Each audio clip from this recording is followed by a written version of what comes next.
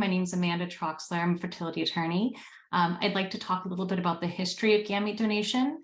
So the first recorded medical artificial insemination occurred in 1884. Obviously, we've had artificial insemination since before then, but this is the first time it was recorded. In that case, it was in Philadelphia. A doctor suspected that the infertility was coming from the husband rather than the wife.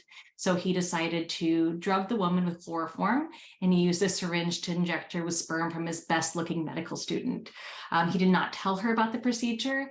Eventually, he felt so guilty that he confessed to the husband. Anyways, we know that this thing that's something that would only happen in 1884 and that would never be this sort of secrecy that's harmful to people nowadays. We should also keep in mind that as late as the 1990s, fertility doctors were using their own sperm without telling their patients, and in some instances, fathering up to 94 offspring.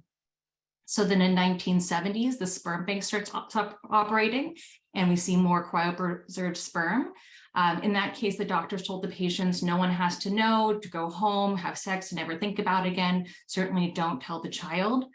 The reasons that they told people to do this is stigma associated with male infertility, also concerns about the child and things like legitimacy. And ultimately, the providers don't have to keep track of the donors if they're not keeping any records. I'd also like to mention in 1974, the ABA approved the Uniform Parentage Act. So that provided that if a wife is inseminated with the donor sperm with their husband's consent, that the husband is the father. In 1983, Australia reported its first known successful pregnancy from donated eggs, and the United States had its first birth in 1984. Then we start to see in 2004, the ethics committee's report stating that we may want to inform your child of their donor conception status.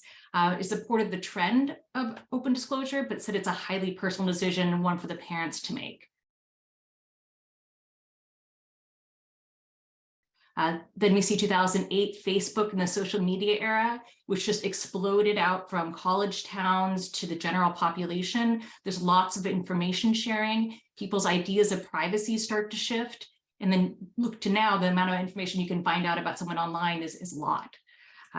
In 2009, so we start to see direct-to-consumer DNA testing. So many people start to find out that they're donor conceived, that they have misattributed paternity, or the parents are not who they expected them to be. In 2011, Washington passed a law that said that donor conceived people have a right to the donor's medical history and full name at 18, although the donor can opt out. So that was sort of a step in the direction of open donations, or at least bringing up that conversation. In 2016, we start to see the rise of donor conceived groups providing information community for people who find out that they're donor conceived or not parent expected, and resources for those people.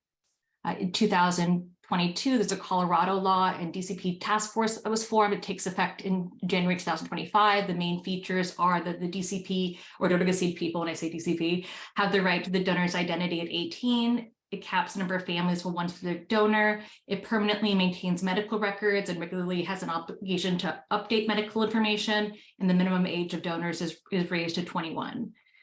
So these are just signals that donor conceived people's voices, which have typically been ignored and historically ignored, are being taken seriously. And I've heard that there's lawmakers in other states that would like to see similar laws passed in their own state.